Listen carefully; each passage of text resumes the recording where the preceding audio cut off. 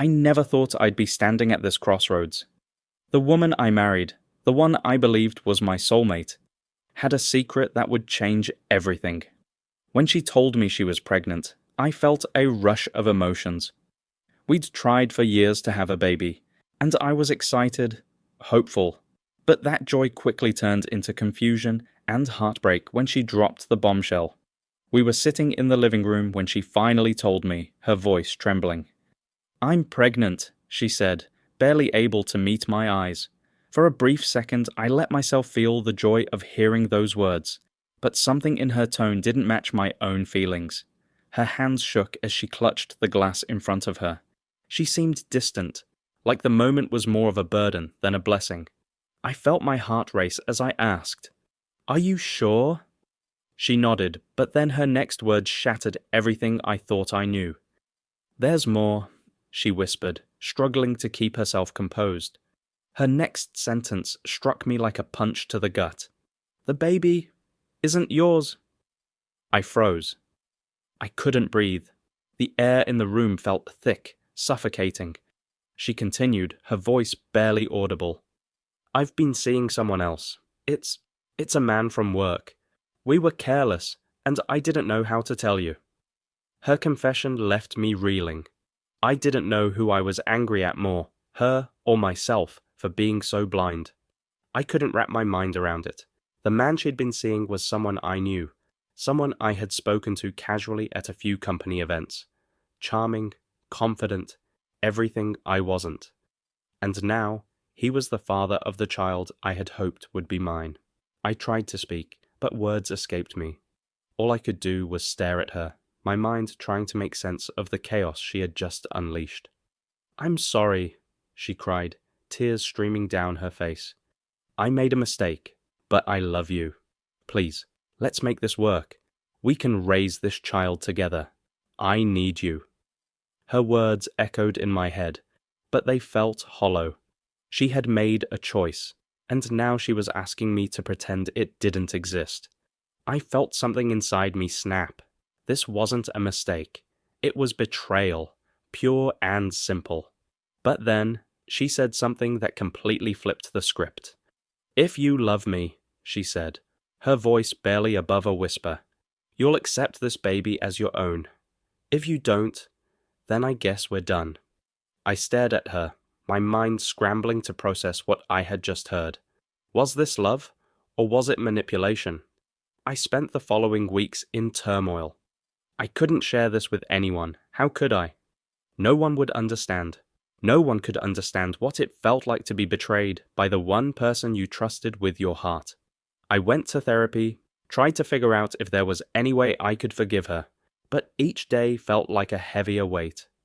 I knew one thing for sure. Love was never meant to feel like this.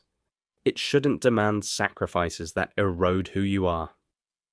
One evening, as I sat alone, the decision hit me with clarity. I couldn't do it. I couldn't raise a child that wasn't mine, especially under these circumstances. I had to walk away. "I can't do this," I said, my voice firm, though inside I was crumbling. "I can't pretend everything's okay. I can't raise a child that's not mine. I'm filing for divorce." Her face fell, and she crumpled in front of me, tears flowing freely. "You're just going to leave? After everything? After all we've been through?" "Yes," I replied, my voice steady, despite the heartbreak. "What we've been through doesn't erase what you did. You gave me an ultimatum instead of a choice." The weeks that followed were a blur. Lawyers, paperwork, dividing everything we had worked for. It felt so impersonal. But Mia didn't stop.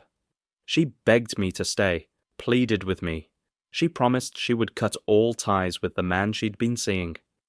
"Please," she cried during one of our last conversations. "Don't leave me. I need you. I made a huge mistake." "You already did it without me," I replied, my voice thick with sadness. "This wasn't a mistake, Mia. It was a choice. And now, I'm making mine." Even after the divorce papers were signed, Mia didn't give up. She posted pictures of her baby boy online. his name a reminder of her father, the man who never liked me. And then, one day, I got a message. It was from one of our old friends. "Mia's struggling," they said. "She's asking about you. She says she still loves you." I didn't respond. The truth was, I didn't need to. Mia's struggles were her own to deal with, just like my healing was mine. Love had once lived here, but now it was gone. I focused on rebuilding my life. It wasn't dramatic. It wasn't glamorous. It was quiet, simple, and full of small victories. I rediscovered passions I had long forgotten. Photography, hiking, even learning to play the guitar. The days were lonely, yes, but they were also full of clarity. I learned to be okay with myself. And then, just when I thought I had put everything behind me, I received a message from Mia. She wanted to meet, to apologize face to face. I agreed, but when we sat across from each other, I saw something I hadn't expected. She was different. She looked fragile, like she had been broken by the choices she had made. "I was selfish," she said, tears brimming in her eyes. "I hurt you in ways I can't even explain. I don't expect you to forgive me, but I wanted to apologize."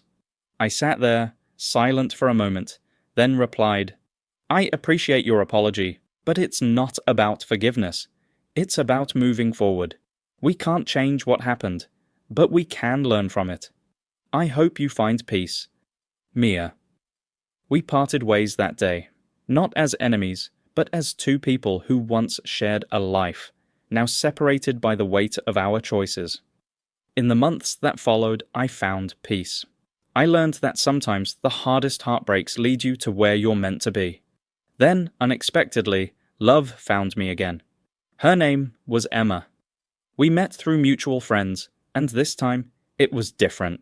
No secrets, no lies, just honesty and trust.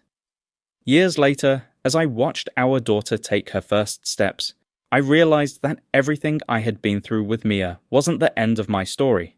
It was the beginning of a new chapter. Mia's betrayal had hurt, but it had led me to Emma, a love that was real and steady. It taught me that some storms cleanse you, that sometimes heartbreak is the key to finding your true path. I found love again, but more importantly, I found myself. And in the end, that was the greatest victory of all.